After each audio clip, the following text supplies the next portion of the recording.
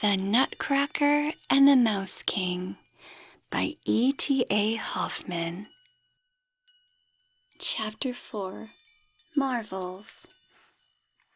In the parlor at Dr. Stahlbaum's, on the left-hand side as you go in the door, stood a high glass cupboard where the children kept all those fine things that were given to them every Christmas. Louisa was quite a little girl when their father had the cupboard made by a very clever carpenter, who had put in such clear panes of glass and arranged the whole so well that the treasures inside looked almost brighter and prettier than when you had them in your hands. On the highest shelf, out of Fred and Mary's reach, stood Godfather Drosselmeyer's works of art.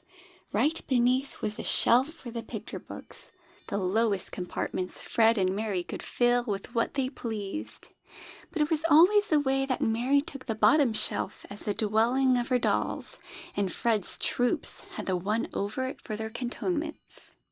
Such now was the arrangement. While Fred quartered his hussars above, Mary laid Missy Gertrude by in a corner below, and set out the new finely dressed doll in that well-furnished apartment, and invited herself to take goodies with her. Well-furnished was the apartment, I have said, and it is true, for I know not if you, my attentive listener, Mary, like the little Stahlbaum girl, her name, you know, was also Mary. I mean, whether you possess such a fine flower chintz sofa, several dear little chairs, a small tea table, and above all, a very neat, clean little bed for your dolls to take their repose in. All this was in one corner of the cupboard itself, whose walls here were even papered with pretty pictures, and you can easily believe that the new doll, who, as Mary learned the same evening, was named Missy Clara, found herself quite comfortable in this apartment. It was late in the evening, getting on for midnight indeed, and Godfather Drosselmeyer had long gone home, and yet the children could not tear themselves away from the glass cupboard, for all their mothers telling them it was time to go to bed. "To tell the truth," cried Fred at length, "my hussars would like some rest now, and so long as I am looking at them, I know that not one of them dare nod." With this he went off, but Mary earnestly begged, "Only a little while, dear mother. Let me stay here only a little longer. I have so much to look after. As soon as I have finished, I will go straight to bed." Mary was a very dutiful, sensible child, so her good mother could, without anxiety, leave her alone among the toys. But in case of her being so much enchanted by the new doll and the other playthings as to forget the candles burning by the cupboard, her mother put them all out. Then only the lamp, which hung from the ceiling in the center of the room, spread a soft, pleasant light around. "Come to bed soon, dear Mary, or you will not be up in good time in the morning," called out the mother as she went off to her own bedroom. When Mary found herself alone, she quickly set about what she had in mind to do, at which, she hardly herself knew why, she did not care to be seen by her mother. All this time she had been nursing the injured Nutcracker in her arms, wrapped in a handkerchief. Now she laid him carefully upon the table, softly unwrapped him, and examined his hurts. Nutcracker was very pale, but yet he smiled with such an air of melancholy kindness that it went straight to Mary's heart. "Ah, dear little Nutcracker," she murmured, "don't be angry with my brother Fred for hurting you so much. He did not mean any great harm. He is only rather unfeeling through that rough soldier life, but in other ways a real kind-hearted boy, I can assure you.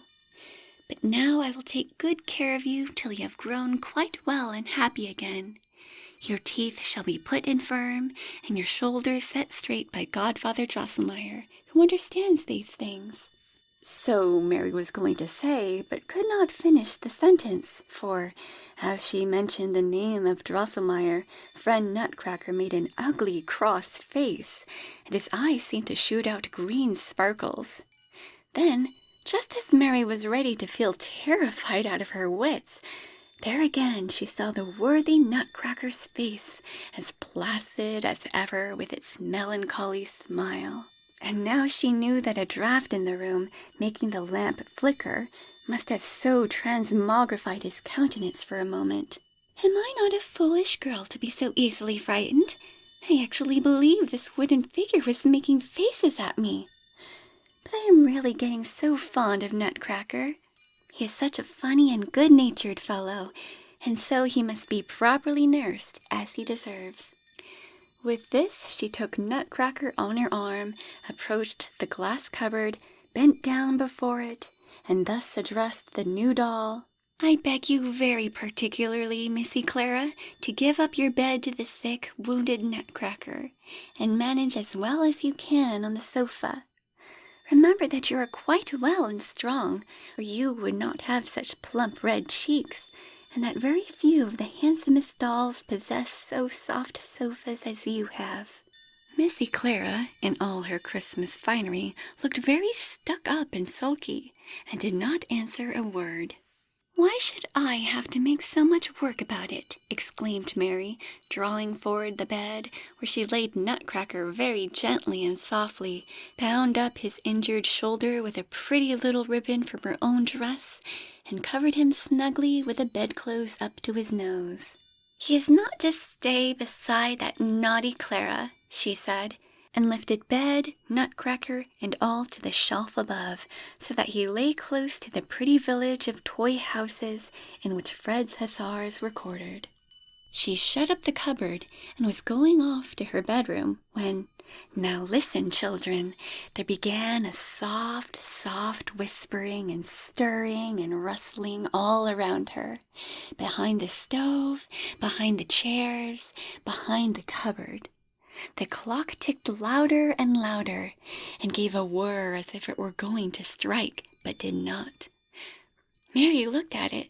The great gilded owl which sat on the top had let down its wings so as to cover the whole clock face, at the same time stretching out its ugly cat-like face and its hooked beak. And more loudly came the ticks as plain as words. Cluck, cluck, tick. Low, softly tick, Mouse King's ears are quick. Purr, purr, ting-tong, sing out the old song, but strike in a low tune. It will be over soon. And purr, whir went the clock 12 times, but dully and hoarsely, as if notes were muffled. Mary began to creep all over, and in her fright she was on the point of running away, when she saw how Godfather Drosselmeyer seemed to have taken the place of the owl, his drab coat-skirts hanging down on both sides like wings. Yet she made an effort to be brave, and called out, almost crying, Godfather Drosselmeyer, Godfather Drosselmeyer, whatever are you doing up there? Come down and don't frighten me so terribly, you naughty Godfather Drosselmeyer. But now there broke out from all sides a wild creaking and squeaking, and soon behind the walls there was a trotting and galloping, as if 1,000 tiny feet and 1,000 little lights shone through the chinks in the floor. They were not tapers, no, but small sparkling eyes. And Mary perceived that a host of mice were everywhere peeping forth and working themselves out. Presently they were going to trot, trot, hop, hop round the room. Troops of mice, always growing more numerous and spirited, galloped up and down, and at length formed themselves in ranks, as Fred was accustomed to draw up his troops when he gave orders for a battle. This struck Mary as very comical, and not having any natural horror of mice, like many other children, her dread would have passed off, when all at once there came a squeak so piercing and startling that an ice-cold shudder ran down her back. Oh, what did she now see? Yes, indeed, my worthy listener, Fred, or whatever your name be, I know that your heart is as much in the right place as that of the clever and brave Field Marshal Fred Stahlbaum. But all the same, had you only seen what came before Mary's eyes, you would have run away on the spot. I believe you would have even jumped quickly into bed and drawn the clothes farther over your ears than there was any need for. Ah, that is just what Mary could not do, for, would you believe it? Right under her feet burst up sand and lime and crumbled stone, as if thrown out by some subterranean power. And from the floor arose 7 mouse heads with 7 glittering crowns, hissing and squeaking terribly. Before long, the body also squeezed itself clear, on the neck of which grew these 7 heads, and the huge 7-crowned mouse shrieked with all his throats, 3 times piping out a greeting to his army, that at once set itself into motion, and charged trot, trot, pit, pit, dot, dot, straight up the cupboard, straight upon Mary, who stood by its glass front. The girl's heart had been beating so violently for distress and terror that she believed it would soon burst out of her bosom, and then she would die. But now all the blood seemed to freeze in her veins. Half fainting, she staggered back. Something went clr, crash, crack, and the pane of the cupboard, which she had struck with her elbow, was shivered to pieces. At the same time, she felt the smarting pain in her right arm, but at once a weight seemed to be taken off her heart, for she heard no more squeaking and shrieking. All had become still, and, though she dared not look, she thought the mice, scared by the crash of glass, must have scurried back into their holes. But what happened next? Right behind Mary there arose a strange stir and bustle in the cupboard, and tiny voices began to be heard. "Awake! Awake! Arms to take! This is the night! Rouse for the fight!" And then pealed out a pleasant, pretty chime of bells. "That is my little bell toy!" cried Mary joyfully, springing quickly up to look. Now she saw how the cupboard was lighted up in some wonderful fashion, and how all its inhabitants were on foot. There were several figures there, besides the dolls, running about in confusion and striking with their little arms. All of a sudden, Nutcracker jumped up, threw the blankets away, and sprang to his feet on the bed, shouting loudly his war cry of defiance. "Nick, knack, knack! Stupid mousy pack, crick, crack, whack, hew, hick, and hack." And with this he drew his little sword and waved it into the air, and cried, "You, my dear vassals, friends, and brothers, will you stand by me in the hard battle?"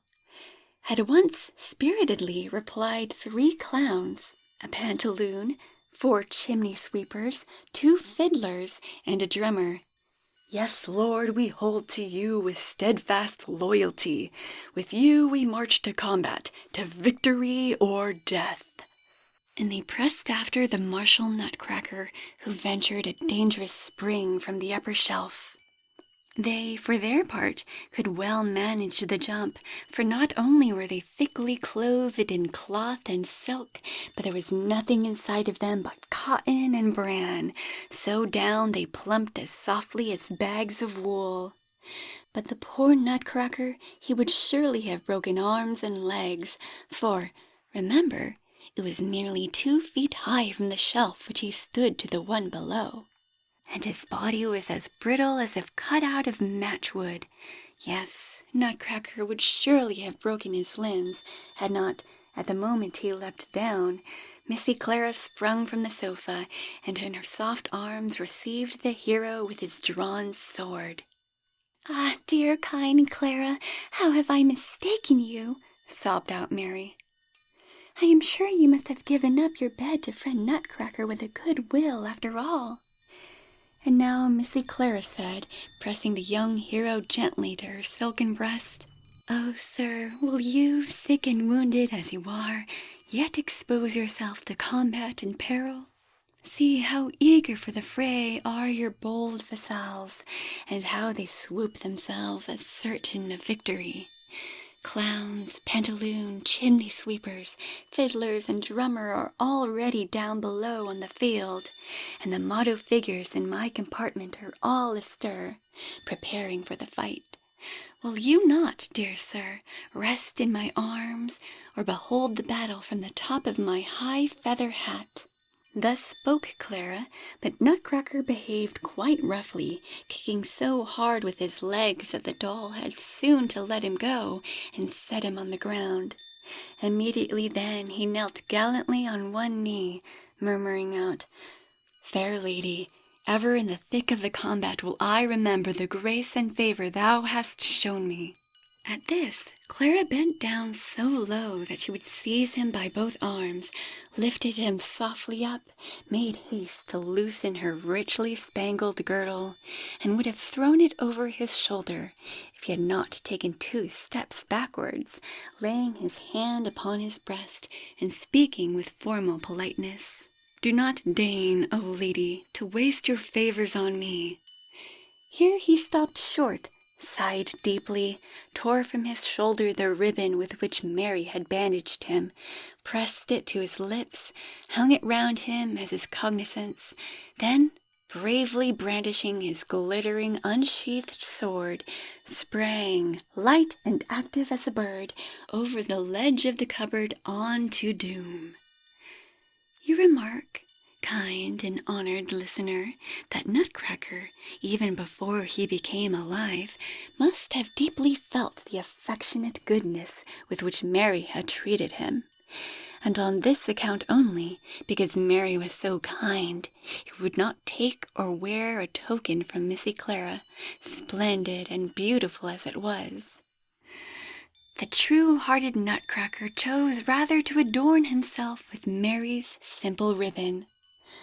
But what now is going to happen? As soon as Nutcracker sprang down, the squeaking and pattering broke out again. Under the big table swarmed the deadly squadrons of countless mice, and over all towers the frightful 7-headed Mouse King. How will the battle go?